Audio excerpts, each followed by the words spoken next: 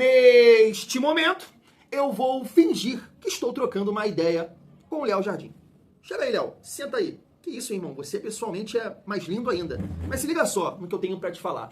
Eu acho que é melhor você levar a sua beleza pra outro lugar, porque tá muito claro que você não quer ficar, Léo. Assim, eu queria muito a sua permanência. Te acho um grande goleiro. Eu sou um torcedor carente, tá, Léo? Eu tenho 34 anos e, assim, pouquíssimos momentos de alegria. Tem uma Copa do Brasil em 2011, ali na Libertadores, 2012, né? Chegamos, competimos, ganhamos um carioca ali, outro aqui, sabe? Mercosul, né? Tenho lembranças ali com o meu avô, mas eu sou um torcedor carente, com 34 anos. E você fez parte de um momento, assim, que eu posso dizer, pelo menos pra mim, tá? Que eu senti o gigantismo do Vasco, a grandeza do Vasco. Nesse momento você vai falar: ah, Thiagão, que momento é esse? Poxa, família, a classificação para a semifinal da Copa do Brasil no ano passado, que o Léo Jardim foi muito importante, né? Ali, defendeu o pênalti do Canóbio. Eu achei uma classificação de time grande, né? Um jogador a menos, ainda no primeiro tempo, só dando os caras, pressão pra lá, pra cá, e passa pra lá e classifica nos pênaltis. Eu senti ali o gigantismo do Vasco. Mas então, Léo, não adianta, irmão, você ficar, sabe, criando esse furdunço todo e a culpa de Força Jovem e diretoria, você não quer ficar. E o papo tem que ser esse. Já que seu destino pode ser a Europa, é interessante você, né, acertar com algum time agora, né, julho, agosto, porque sempre é o início da temporada europeia. Então vai com Deus, vê aí como é que pode ficar, vai pingar um papel, vai pagar parcelado, Casa de Bahia, que seja. É até bom pro nosso lado, que aí a gente já trabalha aí a cabeça do Fusato, vai ser titular, né, porque a gente tem uma sequência difícil aí no Campeonato Brasileiro, Copa do Brasil, Sul-Americana, mas esse papo, esse furdunço todo não dá mais. Não dá mais. Não estrague, né, como foi lá com o Ramon Dias, como foi o Ramon Dias e Emiliano. Não faça isso. Saia pela porta da frente. E não fica criando esse furdunço todo. Por que eu tô falando isso, família? Porque agora há pouco, né, teve uma informação do canal Atenção Vascaínos que os empresários, né, o staff do jogador, entenderam essa nota da Força Jovem como uma pressão para ele renovar. E não é o caso. Eu nunca vi a torcida do Vasco, eu acho que eu posso falar 100% dessa vez, eu nunca vi isso na minha vida. Poxa, irmão, não tá concordando com isso. Tá do lado da diretoria nesse sentido. Não dá pra pagar 1,5 milhão pra você, rei. Tá ligado? Eu até separei aqui algumas coisas, né? Os goleiros que mais ganham, né, que mais recebem no Brasil, na Série A. Fiz uma lista aqui pra gente trocar uma ideia sobre isso. Ler também a nota da Força Jovem, essa matéria, essa informação do canal Atenção Vascaínos. E a Força Jovem também já respondeu o empresário do Léo Jardim. Então, um furdunço que não precisa. Show? Beleza? Mas, família, tem muita resenha nesse vídeo. O Vasco que tá mirando aí, né, um executivo de futebol português, de Portugal, vamos trocar uma ideia sobre isso. Tem também aqui um jornalista peruano falando sobre o interesse do Vasco, do Kenji Cabreira Nakamura Giovanni. É um nome muito doido, o nome do Kenji Cabreira. E eu quero trocar uma ideia com vocês também. A gente destacou isso, né, no vídeo da tarde, que o Vasco sondou a situação do Igor Vinícius, né, lateral direito do São Paulo. E aí eu fui, né, claro, nos canais dos torcedores do São Paulo para entender se está vivendo um bom momento, ele está machucado, está lesionado, mas para entender rápido, marca bem, né, chega bem no fundo. Eu assisti ele algumas vezes, né, eu acho ele, assim, tem uma boa condição física, não é tão bom na bola aérea, tem alguma dificuldade defensiva, mas sei lá, para compor elenco, de repente, mas eu acho que a gente tem que agradecer o Corinthians, né, e o Dorival, que parece que ele vai para lá. Mas, de repente, até uma catucada no Diniz teve. Aí, e o Vasco vai enfrentar o São Paulo no dia 12. Então, chega aí que tem muita resenha nesse vídeo. Mas antes, aquela moral. Se não for inscrito aqui no canal Vasco em Família, se inscreve, deixa o like e ativa o sininho para não perder os próximos vídeos e aquela hypada para dar uma moral aqui para o Thiagão. Vamos seguir a nossa resenha. Família, uma informação de agora a pouco em relação ao executivo de futebol. Perdão. Vamos lá, ó. Mário Branco, que deixou recentemente o Fenerbahçe da Turquia, é um dos nomes cotados para assumir o posto de diretor executivo do Vasco. E aí tá aqui, ó, Mário Branco está no radar do Vasco, o português já passou até a seguir o Vasco nas redes sociais. O único clube brasileiro que ele segue. Será que esse vai ser o executivo do Vasco? E aí a Super Vasco já, né, colocou uma matéria lá no site sobre a trajetória profissional dele. Vamos lá, ó. Mário Branco iniciou a sua carreira como olheiro, scout, em clubes como Pontevedra da Espanha, e aqui uns nomes muito loucos, né? Ele passou pela Polônia, Romênia, e aí volta a trabalhar em Portugal, no Leixões. Já passou também por times, e aí já como diretor de futebol, tá, família? Na Romênia, Estoril de Portugal, Croácia, o PAOK na Grécia, Famalicão em Portugal. Em junho de 2022, foi contratado pelo Fenerbahçe da Turquia como diretor de futebol. Durante sua gestão, foi responsável por contratações de destaque, como Diego Rossi, Joshua King, João Pedro, Batshuayi, o Dzeko, Tadic, Fred e o Bonucci. Além disso, desempenhou papel crucial nas transferências de jogadores como Kim Min-jae para o Napoli e o Arda Güler para o Real Madrid. Então tá aí, família vascaína. Perfil profissional. Mário Branco é reconhecido por sua habilidade em identificar talentos e realizar contratações estratégicas, mesmo em contextos financeiros desafiadores. Sua experiência internacional e conhecimento do mercado europeu o torna um profissional valorizado no cenário do futebol. Por falando assim, eu fico facinho, né, família? De repente é um profissional interessante aí pro Vasco contratar. Fica até difícil, né, falar, a gente não acompanha futebol europeu, a gente também não sabe, assim, a situação do Vasco, né, financeira e tudo mais, mas vamos ver, né, tem alguns nomes aí, o Vasco tem que acertar o mais rápido possível, porque aí é mais um profissional, né, ajudando aí nessa próxima janela que o Vasco tem que tentar qualificar o seu elenco. Seguindo aqui a nossa resenha, para a gente falar sobre o Kenji Cabreira e esse corte rápido aqui do jornalista peruano falando sobre essa situação. Olha só. Bastante interés en Brasil. De hecho, hace algunos días me comentaba un colega que cubre Vasco da Gama, a razón de estos partidos, ¿no?, que se dio el contacto, y me refería a que en Vasco ahora sí querían ir por Kenji, porque habían, en el transfer room del año pasado, Vasco da Gama solicitó información de Kenji Cabrera. Al final no se materializó en una propuesta formal, fueron sondeos, lo que se conoce como un sondeo. Pero me refería que después del buen rendimiento de Kenji Cabrera en la Copa Sudamericana y haberlo tenido cerca, Vasco ahora sí quería formalizar una propuesta. Estaban esperando que se abra el mercado en Brasil, ¿no? Seguramente también es una opción interesante para el futbolista esperar el transfer room, ¿no? Porque teniendo como antecedente que el transfer room le abrió la posibilidad a Jefferson Cáceres de llegar a la Championship, que es de las mejores ligas de Europa. La Championship es muy competitiva y económicamente es un torneo muy, muy fuerte. Veremos qué pasa, pero bueno, esa es la información que tenía, ¿no? De que Vasco ahora sí quiere ir por una propuesta. Veremos si la materializa más allá del sondeo que ya hubo en el transfer room del año pasado.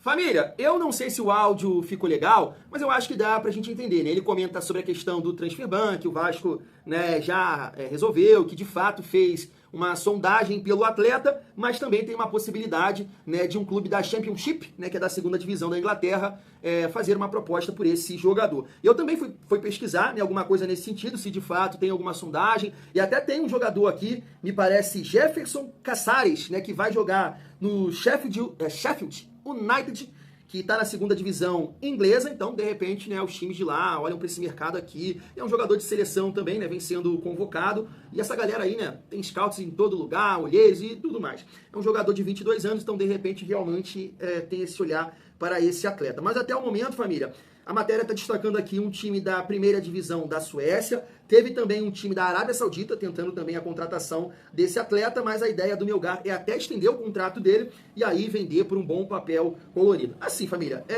como eu disse aqui pra vocês, né, não foi um jogador que me chamou a atenção. Em outra situação, principalmente financeira, beleza, eu acho que seria uma aposta interessante, que é um jogador rápido, né, dá pra ver que ele tem uma boa técnica, então é um perfil de atleta que o Vasco precisa, né, de velocidade, puxa contra-ataque e tudo mais.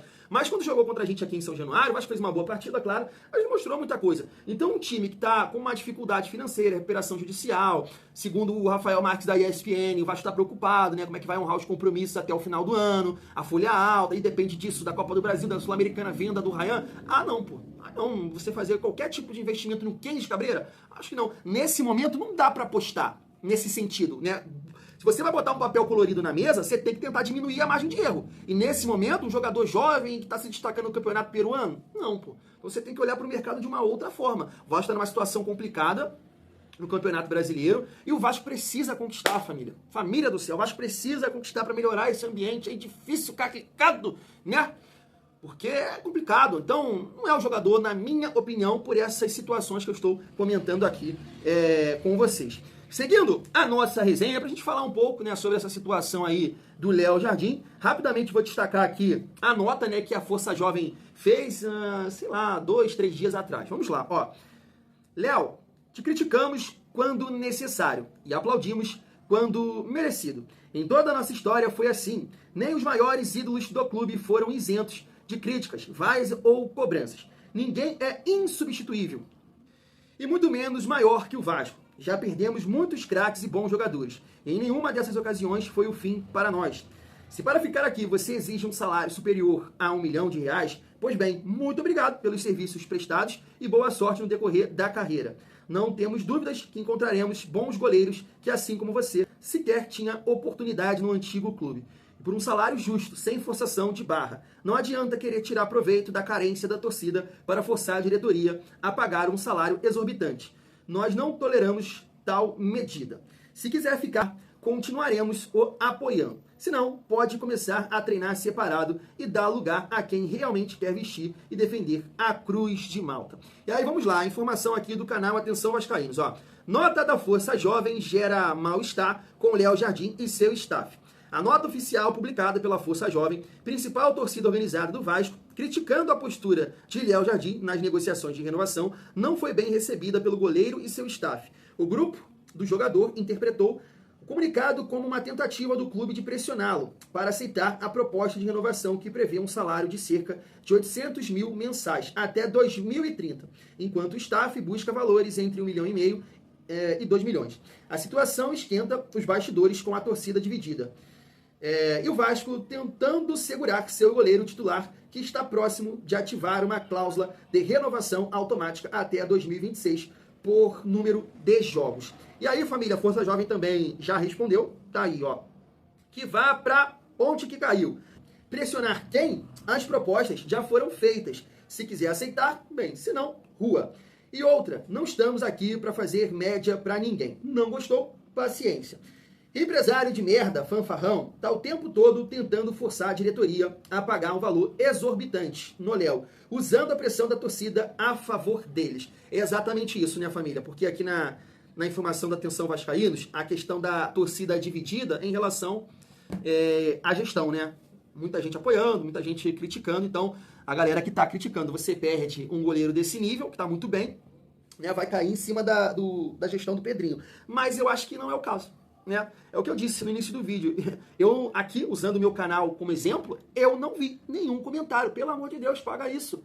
É o cara que passa de fase, que sabe que garante 3 pontos, então tem que pagar. Não, ninguém tá entendendo desse jeito. E aí até fui lá no chat GPT, né, pra me ajudar numa estimativa, né? Porque de fato não dá pra gente, né, bater na mesa e dizer que são esses os valores, tá? Mas tá aqui a lista, ó. O Everson me parece que ganha R$1 milhão. E assim, eu até acredito, cara, porque no início do ano me parece que o Bahia tentou a contratação desse atleta e aí o Galo teve que subir ali, né, pra ele permanecer. Não sei, de repente, em torno disso, né, 800, 900 a R$1 milhão. Em segundo lugar é o Hugo Souza com 600 mil. Tá errado aqui, pô. Aí é o chat colocando errado, né? Em segundo lugar tá o Everton e na terceira colocação o Hugo Souza com 600 mil, o Everton com 650. Rafael do São Paulo, 500 mil. E aí vem o Léo Jardim com 400, que bate, né? A galera fala que é em torno de 380 a 400 mil. O João Ricardo do Fortaleza, 350. O Fábio, que eu não tô acreditando muito não, deve ser mais que isso aqui, 240. O John, 200. O Volpe, 180. E o Marcos Felipe, 150. Esses últimos valores aqui, eu sinceramente não sei. Mas eu acho que o Léo Jardim, né, com essa proposta de 800 mil, fica ali no top 3. E a galera falou isso. Aí bate aqui com essa lista do chat GPT, né? Bate com essa lista. Comentaram sobre isso, que ele seria top 3 com esse salário que o Vasco tá pagando. Então essa resenha, esse papo aí de pressão, de furdunço, que não tá. Acabou, né? Eu acho que assim, o Léo Jardim também ele deve se posicionar, porque tá ficando feio para ele. De repente, ele quer, mas o empresário entende que tem a condição de jogar num time que possa possibilitar ele a brigar por títulos, e aí olhar, né, a seleção brasileira como uma possibilidade, com certeza ele tem esse sonho de jogar uma Copa do Mundo, mas ele tem que se posicionar porque tá ficando feio pra ele, irmão. Tá ficando feio pra você, não é pra diretoria, não é pra torcida, é pra você. Né? Sai pela porta da frente, é só comunicar, não dá. Né? Eu quero testar o mercado, eu quero pra outro clube. Poxa, não faz isso. Você foi muito importante, você já passou por momentos de dificuldade, você deu a volta por cima. Então você tem uma história bacana, eu sei que não é uma história de conquistas, né? Mais de... sabe, da permanência, de chegar numa semifinal da Copa do Brasil, de passar de fase agora, né, contra o Operário. Então você tem a sua importância. Realmente o time não te ajuda, porque eu acho que você é um goleiro para conquistar, para conquistas, né? Eu gostaria da sua permanência no Vasco, mas infelizmente por esses valores não tem cabimento. Então, como eu disse, vida que segue, família vascaína. E para finalizar o nosso vídeo, deixa eu trazer aqui os torcedores do São Paulo, as reações sobre o Igor Vinícius e essa possibilidade do Vasco contar com esse jogador, sondou, porque ele não completou, né, 7 jogos no Campeonato Brasileiro, e aí clubes como Corinthians, Fortaleza e também o Vasco sondaram esse jogador. Dá pra gente agradecer ao Corinthians? Vamos lá. Tudo leva a crer que Igor Vinícius não vestirá mais a camisa do São Paulo. A tendência é que, acabando esse Super Mundial, Igor Vinícius, após isso, já terá um novo clube, rapaziada. Uma excelente notícia aí, estamos se livrando do Igor Vinícius, hein?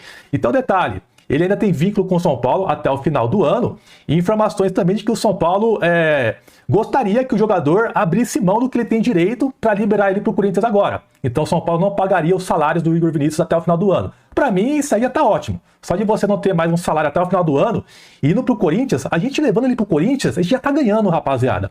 Isso é fato. Só de deixar ele ir pro Corinthians, o São Paulo já está ganhando com isso. Então vamos aguardar aí, Dorival fazendo a boa pra gente, hein? Quem diria, hein, Dorival? Quem diria, hein, mano? Também, sei que o São Paulo tá quebrado financeiramente, estamos ferrados. Por muito tempo a gente tá ferrado, tá? Com esse atual modelo de gestão associativa aí, nós estamos ferrados. Ou vira SAF, ou vamos continuar sendo saco de pancada dos rivais, tá? Mas eu confesso que quando eu li essa notícia aqui da Gazeta Esportiva, que me trouxe um pouco de ânimo hoje, tá? Que um dos meus sonhos é ver um jogador igual o Igor Vinícius no Corinthians, cara. Assim como eu tenho o grande sonho de ver o Diniz treinando o Corinthians, cara, com aquela saidinha de bola. Confesso que quando eu vi essa notícia, eu fiquei feliz, cara. Tá? Com o Igor Vinícius no Corinthians aí. Não vamos nem... Porque eu já vi a mídia corintiana, já tá puta a mídia corintiana, né? A mídia, tô falando jornalista corintiano, tá? Já tão putos com isso, já. Eles não querem o Igor Vinícius lá. Aqui serve, né? Do mesmo jeito o Diniz servia aqui, mas pra eles não serve, né? Eles não querem. Mas vamos torcer por Dorival Júnior. Quem sabe Dorival consiga levar Igor Vinícius pro Corinthians, hein? Depois de 7 anos aqui sofrendo, tendo o desprazer de ver o Igor Vinícius vestir a camisa do São Paulo, já imaginou como seria da hora ver Igor Vinícius na lateral do Corinthians? Assim, já passamos por isso, né? Com o PH. Jogador que não era titular absoluto no Juventude, jogava banco, jogava banco, né? Foi pro Atlético, não colocou a camisa e chegou para ser reserva do Pumita, e hoje é uma referência. Eu sei que tem um ou outro que pega no pé dele com razão, né, na tomada de decisão, no último passe, um cruzamento, mas é um lateral de muita força, né? Manda bem defensivamente e tá ajudando. É uma referência no Vasco hoje, é um protagonista do Vasco, com gols, com assistências, né? É muito importante. Então a gente já passou por isso. Não sei se é o caso, claro, do Igor Vinícius, porque assim, sempre o Vasco tem uma dificuldade defensiva.